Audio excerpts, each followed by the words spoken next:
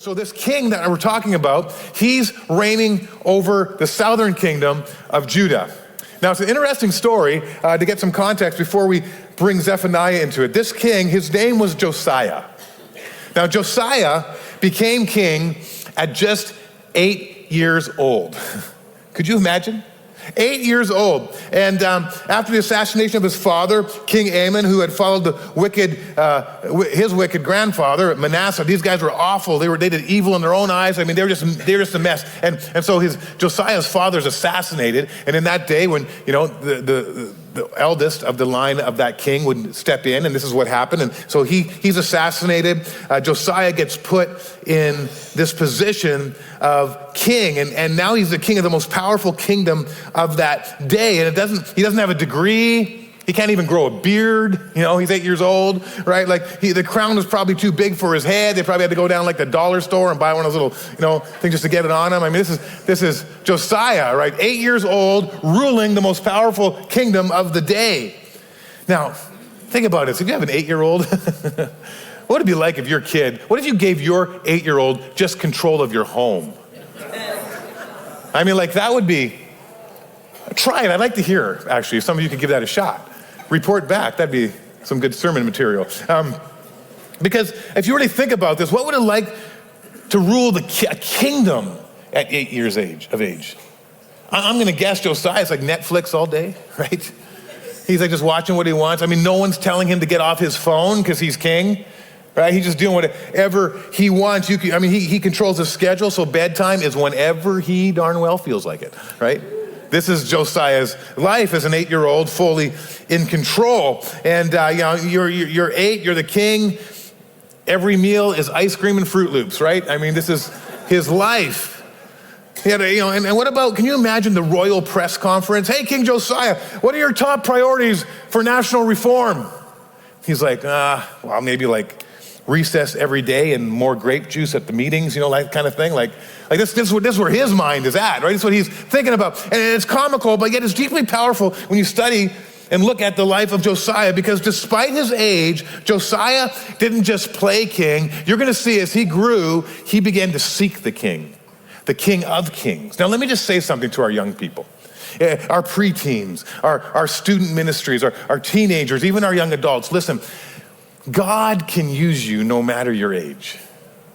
God can take your life and do significant things for his glory with your willingness and ability, because something happens in the heart of this young boy, King Josiah. And scripture tells us, if you go read it at home this afternoon, but in 2 Chronicles 34, Josiah began to seek the Lord, it says, at the age of 16. So he's growing, he's 8 years old, he's looking around, he's trying to figure things out. God begins to get a hold of his heart, and he begins to seek God at 16 years of age. And by age 20, as king of Judah, he is smashing idols like it's a nationwide yard sale. I mean, this guy is going all throughout the nation. He's taking these idols, Baal and Asherah poles, and he's messing them up. He's ripping them down, and he's taking them out. And he takes a sledgehammer to them, and he defies the pagan altars by burning the bones of the false priests. I mean, he's saying, look, we are going to take care of all of this evil in our nation as a righteous young king.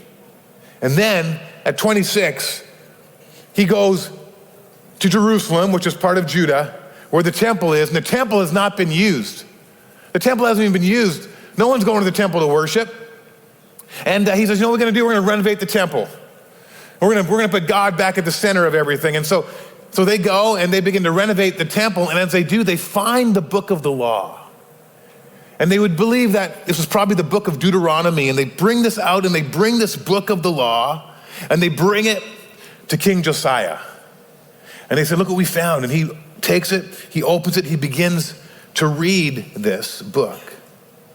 And as he reads it, he begins to weep. And he begins to tear his robes, and he leads the nation into one of the most radical revivals in the history of Israel. He doesn't shrug it off. He doesn't say, well, it was my dad and my grandpa who made this mess of things. No, what he does is he takes ownership. He owns it. He repents. He acts. He does something about it, and he changes the culture of a nation as he seeks God, and God works through him. Josiah, by the way, And I know we're always praying for revival. We're asking God to do a fresh new work amongst us. Listen, Josiah shows us that revival does not begin with power, because he had all the power. He was king. Revival, renewal begins with humility. And Josiah comes, he seeks God, he humbles himself before him, and it doesn't take age or status or pedigree to change a nation, just someone hungry enough for God's word and bold enough to do what it says. It's the same for us today, church. It's the same for you and me right now. And this is proof that spiritual maturity and spiritual impact is not limited by age. Listen, you probably know it too, but I know in my life, I know people who have been followers of Jesus their entire life, and it seems like the longer they know Jesus, the less immature they become. I don't know what it is with some people. I know some people have followed Jesus their whole life, and I look at them and I go, where is your spiritual depth and maturity? Because and then I'll look at a teenager on fire and in love with Jesus, and go, that kid is way more mature than this senior over here who's been following Jesus all their life. Why is that? Because age doesn't guarantee maturity. Hunger for God does. Seeking his word. Because I see it so often, especially in second half of people's lives. I see this as a pastor. Been in ministry over 30 years now, and listen, I've watched people be on fire for Jesus, and the longer they go, they seem to drift, especially the second half of their life. And they have mentalities like, well, no, I've done my time. Someone else can serve. Someone else can give. I'm going to go buy a Winnebago and travel the world. You know, it's like, no, we need you. Listen, we need spiritually mature, older generational people. Because you know what you have? If you're seeking God at that age, you are going to be mature, because now you're going to know how to mentor and disciple the younger generation. Because now you have time, you have talents, you have treasures like you've never usually had all the other parts of your life, and you have ability now to invest back. But what I see so often is that people actually become a little less immature and become more immature, and they just kind of like they begin drifting, and I'm going to use my time and my talents and my treasure for me now. I'm going to live my life. I'm going to do what I wanted to do. I'm going, no, listen, you can have some nice trips. I'm not saying that's not what this is, but you don't turn off your passion for Jesus. You go, God, look where you've brought me. How can I use my time now to invest in the next generation? How can I use my talents and the gifts that I've developed now, and I have strength about it, and I've learned something in life? I can invest back. How can I use my resources, the money, the wealth that you've given me to build the kingdom?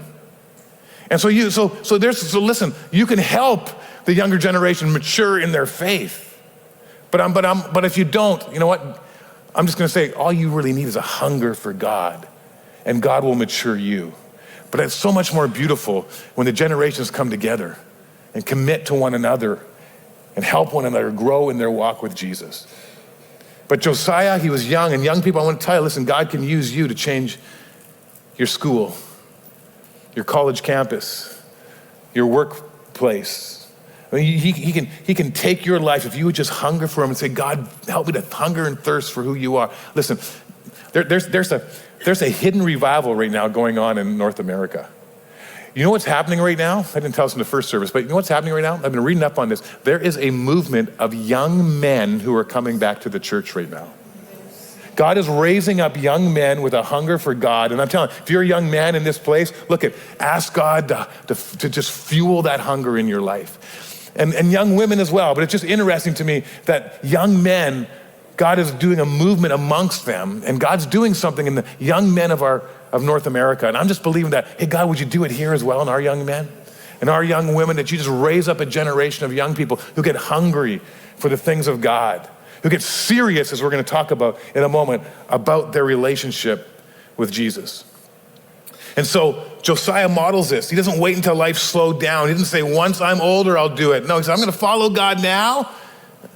I'm going to make something happen by his grace.